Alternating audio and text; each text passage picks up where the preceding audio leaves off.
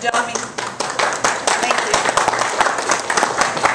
We're very pleased to have Dom working with us this year. He's one of our political zone coordinators in this area. And look at the great work he's done already. So thank you, Dom, for setting this up. I'm going to read this. I wrote it last night, and I don't want to forget because there's a lot of kickers in here. I'd like to welcome everyone here today to our 75th Social Security birthday party for the most successful social program ever enacted by the United States Congress. And I'd like to thank Kathy Dahlkemper for taking the time from her busy recess schedule to come and join us today. Thank you, Kathy. I know you're busy right now. In 2005, we fought against George Bush's attempts to create private accounts with our Social Security money, which would undermine the integrity of the trust fund. At the same time, Senator Rick Santorum traveled over Pennsylvania using fear tactic that Social Security faced very severe problems. What he didn't realize at the time was he was digging his own political grave by attacking Social Security. In 2006, President Bush had expended any political capital that he had left, and Rick Santorum retired early. The Democrats won the House of Representatives back. Now we're hearing from the ideologues on the right who've always opposed New Deal programs like Social Security that the program is in crisis. The Deficit Commission that meets in Washington behind closed doors has made enough public statements about messing with our Social Security, Medicare, and Medicaid.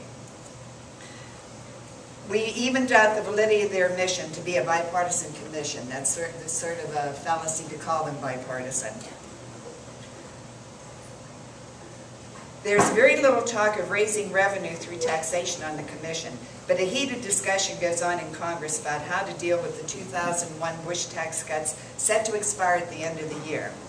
You would think with so much emphasis on solving the deficit, the obvious answer would be to let them expire. Some attempts are being made to spare the middle class, making under $250,000 a year from these cuts, as promised by President Obama in the 2008 campaign. But then we have Senator Kent Conrad from North Dakota, a Democrat. He's on the Deficit Commission talking about cutting our Social Security, and at the same time he's in the Senate talking about extending these cuts to everyone. If they would just let them expire, it would make a great down payment on solving our deficit. Senator, you can't have it both ways. Social Security is America's most successful social insurance program, keeping nearly half of our nation's senior citizens from falling below the poverty line. It's a promise that has been made between the ages, and it's imperative that we keep that promise for everyone. Well, we had some good news this past week when the annual report on the status of the Social Security and Medicare trust funds were announced. Social Security is not facing an immediate threat. Payroll taxes will be down for 2010 and 2011, but thanks to the $138 billion in interest on the trust fund, that's helping to make up the shortfall.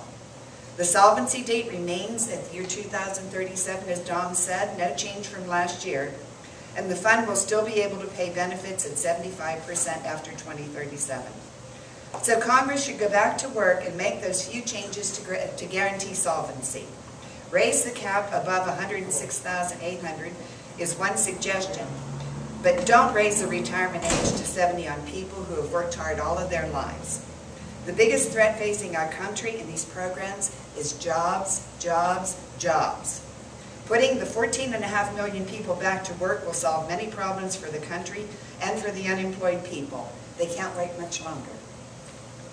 The real good news is that Medicare, which faced insolvency in 2017, the trustees now predict that thanks to health care reform, that it will be all right until 2029. That's a 12-year increase.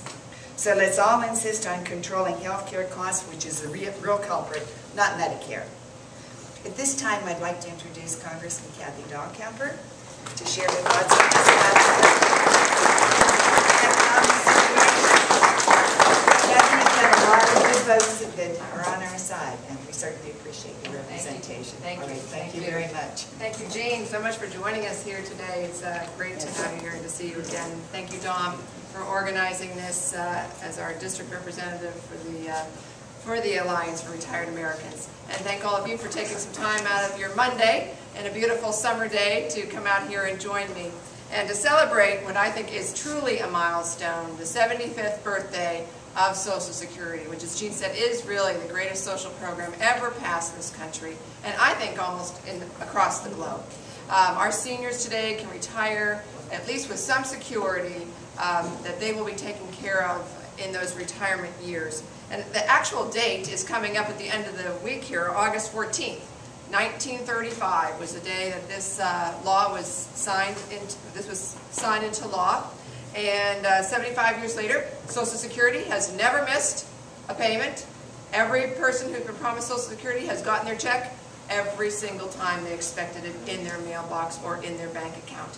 And I think that is a true testament to a program that we need to not only be proud of, but preserve for the next 75 years and beyond. And I'm glad to be in Congress and looking at ways that we can do that and solutions to any insolvency that might be there in the distant future. We know that Social Security provides certainly that stability for our seniors. It also supports the disabled, and I think we always need to remember that side of Social Security. 53 million Americans receive Social Security benefits, including more than 90% of American seniors. And in Pennsylvania, the average Social Security beneficiary receives $1,200 a month. Nearly 2.8 million Pennsylvanians are on Social Security. But 1 in 3 of those beneficiaries are not senior citizens, but instead they're often that surviving spouse or child of a deceased breadwinner, or a dependent spouse or child, or a person who has disabilities. About 6.5 million children under 18, nearly 9% of all the children in the United States, received part of their family income from Social Security in 2005. So we know that it's important for seniors. That 60% of our seniors rely solely on Social Security for more than half their income, not solely, but more than half their income. 60% of our seniors rely on. And so we have to protect these benefits for our seniors, who certainly rely on this for stability in their golden years, and also for the children and grandchildren who are our future. And so Social Security, as it exists today, as was said before by both Jean and Dawn, is solvent. And we have no fears in the very near future, and even in the maybe distant future, of Social Security becoming insolvent. But what we have to make sure is that it's here for the long term. And once again, just this year, Congressman Ryan, Republican on the Budget Committee, has proposed that we look to privatize Social Security. And so turning Social Security over to the whims of Wall Street. And after having seen what happened in 2008, starting in 2007 and into 2008 in this country, and what happened on Wall Street, and what happened with the greed of those on Wall Street, the last thing I think we need to do is turn over Social Security to a privatized system where we really put our seniors and the disabled at the whims of Wall Street. And so I will continue to fight against any proposal put out by anyone in Congress that would look to privatize Social Security.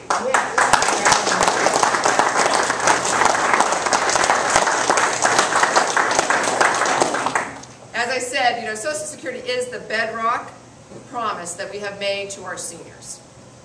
And I'm only in my 50s, and I see some here in this room who look like they're probably in their 20s. And as I said, I want to make sure that that promise that we've made to not only those seniors in this room, but to us middle-agers and to those young people, that Social Security will be there when it's time for you to retire, when it's time for you to reach those years where you can hopefully have some more leisure time, time to be with family, and time to enjoy your retirement. So after a lifetime of hard work, it is a guarantee for you and your future generations that we have that benefit available for us. If Republicans had succeeded in 2005 under George Bush to privatize Social Security, think about the trillions that seniors would have lost. And where would those seniors be now as that money would be gone? And so what we want to do is make sure that we stand up, stop any effort to privatize Social Security, and not lose 1 penny from that Social Security trust fund to Wall Street. So I'm going to continue to work to strengthen Social Security and make sure that it's here for you. But as Jean mentioned, it's about jobs, and it's about getting people back to work. And that is really the issue here. As we look in the most immediate issue is how do we get people back to work in this country. We can solve the issues with Social Security. I'm actually in favor of raising the cap. I think that's the easiest way. People who make, what is it now, $106,800. $106,800 this year. Those who make above that, in case you don't know exactly how this works, they pay Social Security on the money they make up to the $106,800, and then after that they don't pay Social Security on any of the money they make above that. Now most people who are making in that level would not even notice if Social Security was taken out to $120,000 or whatever level we decide, or if we remove the cap altogether. But these are the things I think that are the easiest adjustments to make that would make sure that Social Security is solvent and there for the next 75 years. But one problem we have right now is that people aren't working. And so when people aren't working, they aren't paying into the Social Security Trust Fund because they're not paying taxes on wages. So we've got to get people back to work. And we've done many things over the last year and a half to try to keep people working and to put more people back to work. We know it's not enough. We still have one job for every 5 people out there looking for jobs. Here in Mercer County, the highest unemployment rate in my district. And I know that Mercer County, the Shenango Valley area, is really suffering under this very, very long economic downturn. And so what we're looking at is long-term, how can we revitalize the economy of this region? You know, a couple things we need to do is to look at all of our trade laws to make sure that we are on a level playing field. We know we can make things in this country as well, if not better, than anywhere else in the world. Just give us a fair, level playing field to work on, and we'll produce the products. And what's exciting to me right now is I have actually seen some companies who tell me they're bringing work back from China and from Mexico and other places. And the reason they're bringing work back is because the quality's there. Their customers don't have to worry about whether they're going to get a good quality product when they get it in the door. But we need to see more of that happening, and our trade laws need to be written so that they are fair for all of our workers and for our companies in this country. We need to close the tax loopholes that allow our businesses to ship their jobs overseas. And tomorrow, I'm going to go vote.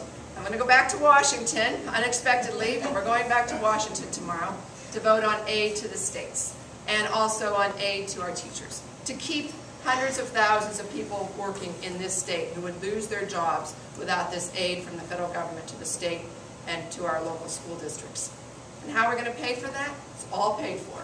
And one of the ways we're going to pay for it is closing the tax loopholes that take our jobs overseas. A very expensive business.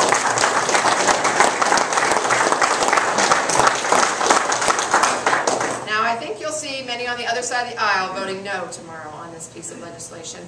They would rather vote for the corporations and for the tax loopholes than to vote for teachers in our schools, for our children, and social services for those who are most needy in our communities. You know, I was out yesterday at a festival, and a woman just randomly came up to me. I've never met her before, and she was in her late 30s. And she said, "I want to thank you." She goes, "I want to thank you for health care." She said, "My daughter has a pre-existing condition. She's still at home." She said, "But I know without this health care reform, when she got old enough to be an adult and offer health care, she would not be able to get health care coverage without this reform." She goes, "And I also want to thank you because my husband's been unemployed since January." And she said the extension of unemployment compensation has really helped their family to survive this very difficult time. And it's for people like her and her family that we're doing the right thing in Washington in this very difficult time and making the tough decisions you have to make to move this country forward, to build a country that's stronger, an economy that's stronger, help create jobs, and also take care of people when they're most in need of help from us. So I want to thank all of you for coming out today. And if you want, I can take a couple questions at this point. So anyone have any questions about jobs, Social Security, health care, any of the issues that we're talking about here today? I have one. I am working here with one of the people who fallen into the middle. I don't know if everybody else here has. And it's just that I'm on disability. My medications cost more than I get on disability. It's just been incredible. And you can't touch